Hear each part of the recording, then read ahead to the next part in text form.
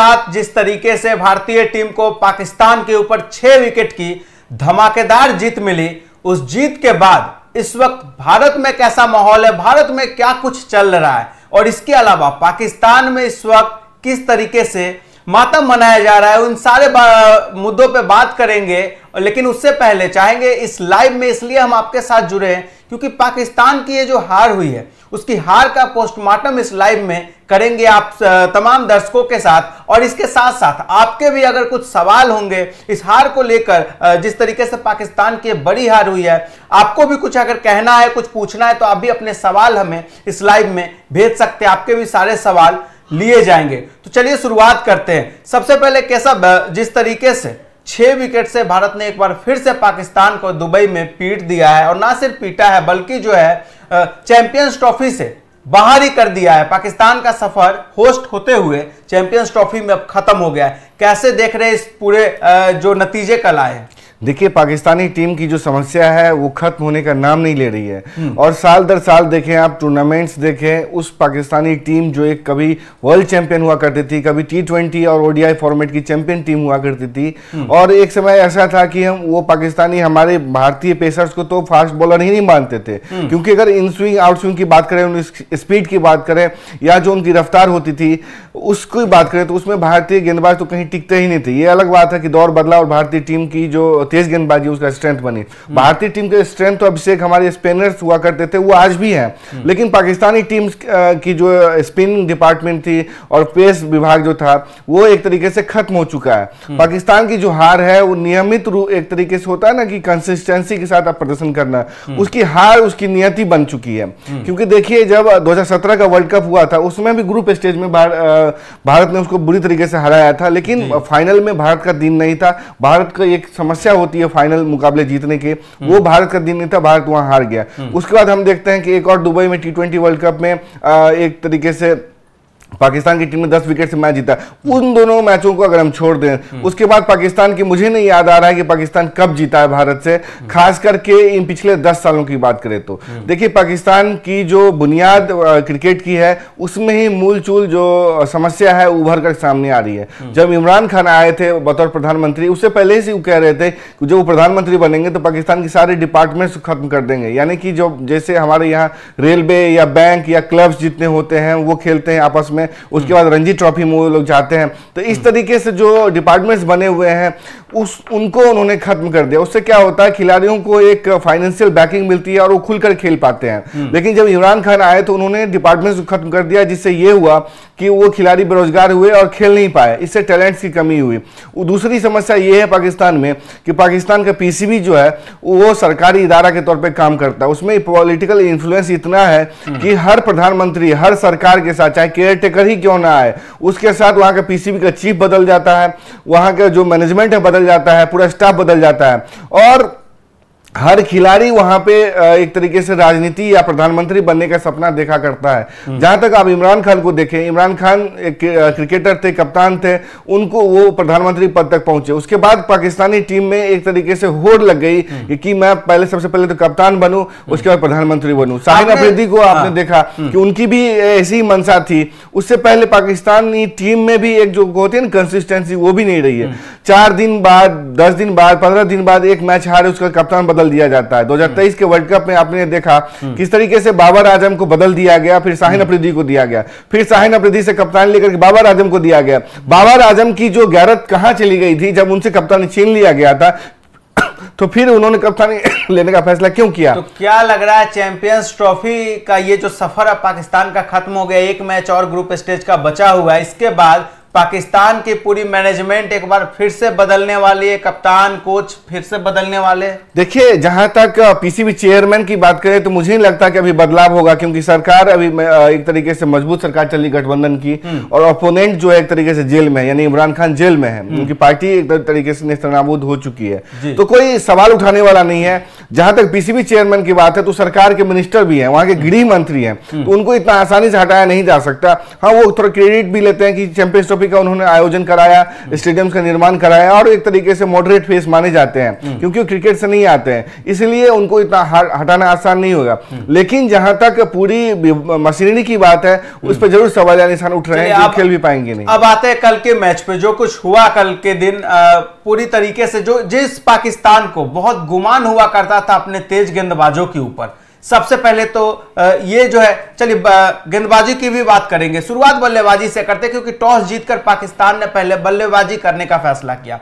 जिस तरीके से ताश के पत्तों की तरह के सब इनका पूरा बल्लेबाजी क्रम बिखर गया है, कहां इनसे चूक हुई है बल्लेबाजी में और क्या लगता है ये कहां सुधार करने की जरूरत है पाकिस्तान को बल्लेबाजी क्रम? देखिए, बीते दिन हमने जब मैच चल रहा था, मैच के दौरान भी और मैच के बाद भी हमने अपने ही लाइव सेशन में स्पोर्ट्स आर पे ये बात की थी कि पाकिस्तान की बैटिंग ऑर्डर में ही समस्या है। आपको पता है कि जब फखर जमान टीम के स्क्वाड के हिस्सा थे तो वो एक तेज एक ओपनर के तौर पर खेलते हैं, उनके ऑरा है कि जिस तरीके से वो खेलते हैं स्कोर बोर्ड को वो बढ़ा के रखते हैं और तेज करके रखते हैं, स्ट्राइक रेट उनका बहुत काफी हाई है। लेकिन जब वो इंजरी के बाद न्यूजीलैंड के मैच के बाद बाहर हो गए तो फखर जमान को यहाँ पे एक तरीके से टीम में लाया गया। सवाल ये उठता है कि जब फखर जमान के आउट होने के बाद इमाम उल हक को लाया गया तो इमाम उल हक तो 15 सदस्यीय स्क्वाड के हिस्सा ही नहीं थे, तो क्या जो 14 सदस्यीय स्क्वाड, पहले तो 15 सदस्यीय खिलाड़ियों की कमी हो गई है, 15 सदस्यीय स्क्वाड जो पहले से मौजूद था उसमें से आपने क्यों नहीं खिलाया? क्या आप उन्हें उनको बेंच पे बिठाना था? यही तो बड़ा सवाल है ना कि जो बीते लंबे वक्त से बेंच पे बैठे हुए एकदम से उस इमामुल हक को जब उठाकर आप इतने बड़े मैच में भारत के सामने लाकर खड़े कर देंगे तो नतीजा शायद यही वो प्रेशर था। इमामुल हक पे काफी समय के बाद वापसी कर रहे थे, 26 गेंदों पे 10 रन, वो दिखा भी इनके गेम के दौरान। देखिए, दोनों की बैटिंग स्टाइल एक ही है, दोनों रुक रुक के खेलते हैं और डॉट बॉल्स खाते हैं। हमने देखा कि इस तरीके से इमामुल हक जब गेंद ज्यादा खा रहे थे, डॉट बॉल खेल रहे थे तो बाबर आजम पे एक तरीके से प्रेशर आ रहा था। उन्होंने अपने 26 गेंद की पारी में एक तरीके से 5 चौके भी लगाए, लेकिन तकरीबन 19 से 20 बॉल उन्होंने डॉट खेल लिए, जिससे उन पर प्रेशर आया कि रन गति को बढ़ाया जाए। हम देख रहे थे कि पावर प्ले के अंदर ही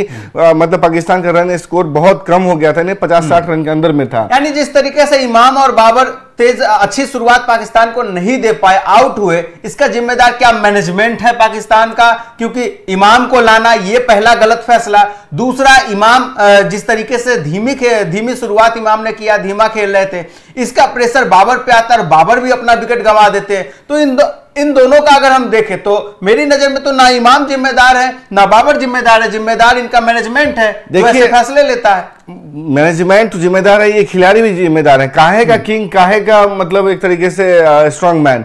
अगर बाबर आजम और मोहम्मद रिजवान टीम के सीनियर प्लेयर हैं, चलिए बाबर आजम आउट हो गए, ठीक है, उसके मोहम्मद रिजवान आए, आप तो सीनियर प्लेयर थे, आपको तो कप्तान मोहम्मद रिजवान की जगह पे बनाया गया था, आपकी जिम्मेदारी बनती थी कि आप उस समय टिक करके खेलते और स्कोर बोर्ड के स्ट्राइक रोटेट करते। जब मोहम्मद रिजवान खेल रहे थे तो इतना स्कोर का प्रेशर बढ़ता जा रहा था पाकिस्तानी टीम पे, उसका दबाव कोई भी खिलाड़ी नहीं झेल पा रहा था। जो सीनियर खिलाड़ी होता है वो टॉप ऑर्डर में आता है, आप नहीं रन मार रहे हो, आप डॉट बॉल खेल रहे हो, आप 4 रन प्रति ओवर के स्कोर बना रहे थे पाकिस्तानी टीम, लेकिन जो निचला क्रम आता है आप उससे एक्सपेक्ट करते हो 10 रन प्रति ओवर के मारे, वो कैसे मारेगा वो? यानी डॉट बॉल और धीमी शुरुआत पाकिस्तान की बैटिंग को ले डूबी। देखिए, बिल्कुल पाकिस्तान में अभी बता दीजिए जो वो कह रहे हैं, शोएब अख्तर की मैं बात लेना चाहूंगा। शोएब अख्तर ये कह रहे हैं कि क्या हम बाबर और विराट की तुलना कर सकते हैं? ये समझ हमने कहा था क्या तुलना हो सकती है? का फर्क है, हो ही नहीं सकता है। मतलब टू मैन मार्किंग होती है ना हॉकी में, तो वही हम करके देखते हैं। इस शोएब अख्तर कहते हैं क्या श्रेयस अय्यर खुशदिल शाह की बराबरी कर सकते हैं? किसी कीमत पे नहीं हो सकती। एक परमानेंट बैटर है जो कंसिस्टेंसी के साथ प्रेजेंट करता है, जो बॉल को रोक भी सकता है और बॉल को छक्के के लिए भेज भी सकता है, स्ट्राइक रेट बढ़ा भी सकता है। क्या रोहित शर्मा और फखर जमान या रिजवान की ही बात कर लें, तुलना हो सकती है एज फार एज उनके रिकॉर्ड्स और स्ट्राइक रेट या कह सकते हैं तेज खेलने की जो क्षमता है उस पर कर सकते हैं।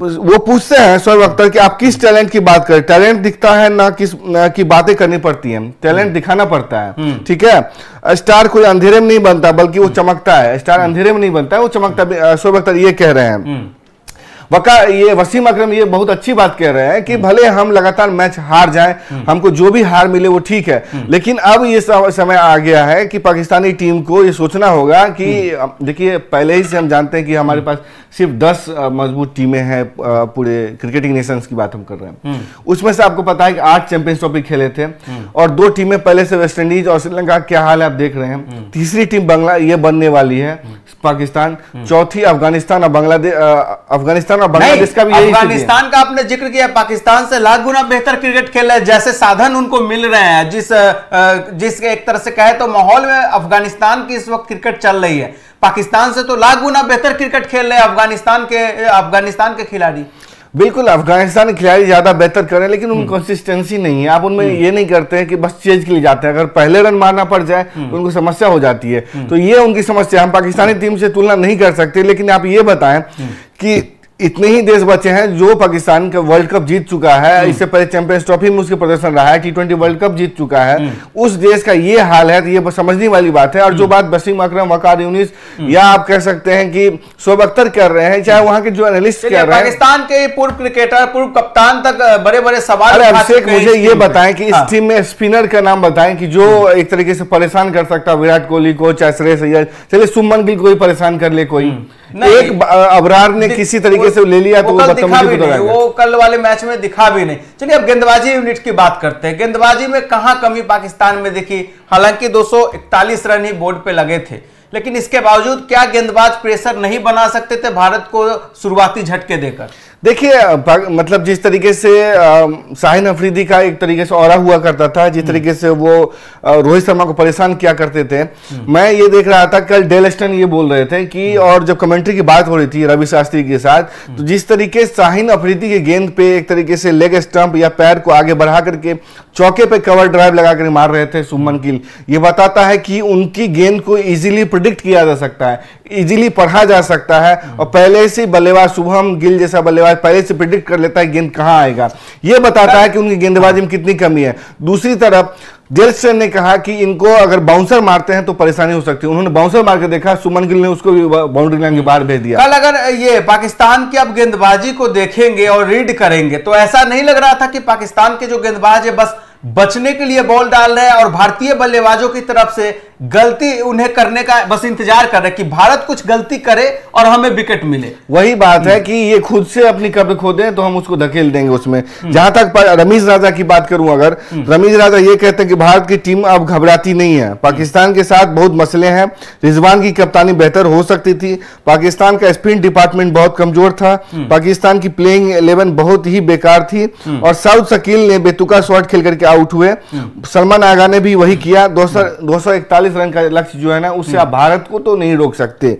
जहां तक फिटनेस की बात है, पाकिस्तानी टीम की जो फिटनेस है उसकी हमेशा से समस्या रही है, क्योंकि उनमें एक तरीके से वो जो फिटनेस कोड होता है ना, वो लागू पाकिस्तानी टीम में नहीं हुआ। दिखा फील्डिंग में भी, तीसरे मोर्चे पे भी कमी पाकिस्तान की फील्डिंग में भी कल के मैच में दिखा है। तो कैसा, अब यहां से हार गए, पाकिस्तान की टीम हार गई है, एक मैच ग्रुप स्टेज का इनका बचा है, चैंपियंस ट्रॉफी का सफर इनका खत्म हो गया। अब यहां से आगे क्या देखेगी पाकिस्तान? देखिए, चैंपियंस ट्रॉफी का वही हाल होगा जो पाकिस्तान की जर्नी की बात कर रहा हूं, जो उनका वर्ल्ड कप में हुआ था, जो एशिया कप में हुआ था, या इससे पहले आईसीसी चैंपियन ये T20 वर्ल्ड कप में हुआ था। यानी कि जब उनकी हार हुई थी, पाकिस्तान पहला ही मैच हारता है, उसकी भी स्थिति खराब हो जाती है। उसके बाद वो दुआओं पे और दूसरा हार जाए, तीसरा हार जाए, सब मैच हार जाए, वो उसको हरा दे, वो उसको जिता दे, तो जाकर के होता है। दुआओं से लाभ। देखिए, एक महत्वपूर्ण इस लाइव का हम एंड करेंगे ये इस बात से, बासित अली वहां के एनालिस्ट हैं, वो चैनल पर बैठते हैं, प्रो क्रिकेटर भी हैं और जूनियर बच्चों को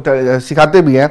वो कह रहे हैं कि सबसे पहले तो बात सिलेक्शन कमेटी की होनी चाहिए, बाबर आजम को ओपनर क्यों बनाया गया? देखिए, आपने देखा आज तक कि जब सहवाग हुआ करते थे, गांगुली हुआ करते थे, अभी रोहित शर्मा की बात ले लो, क्यों ओपनर बनाता है? ताकि पावर प्ले में ज्यादा से ज्यादा रन, यानी कि 10 ओवर के अंदर समेट लिया जाए, ताकि आने वाले बल्लेबाजों को बहुत एक तरीके से फायदा मिले। दोनों एंड से टुक-टुक बल्लेबाजी चल रही है। उसके बाद है बासित अली ये कहते हैं कि बाबर आजम को ओपनर क्यों बनाया? जब से टीम बनी तब से कहा जा रहा है कि एक स्पिनर चाहिए।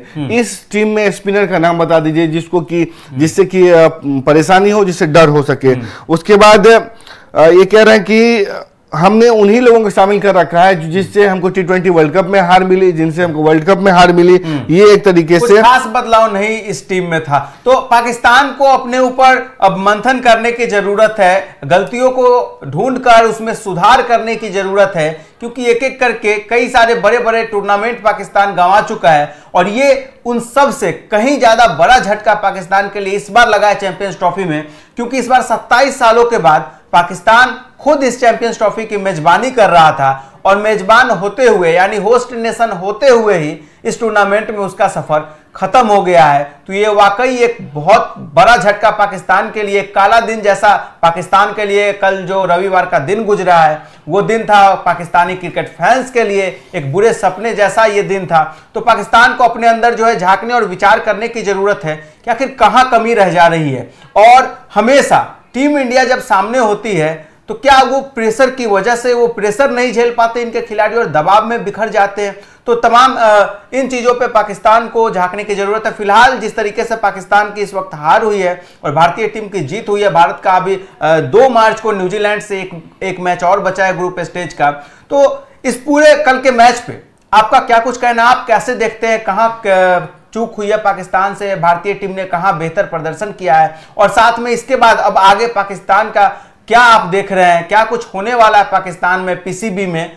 आप भी अपनी राय हमें कमेंट बॉक्स में जरूर दें। फिलहाल स्पोर्ट्स आवर के इस लाइव में इतना ही, धन्यवाद।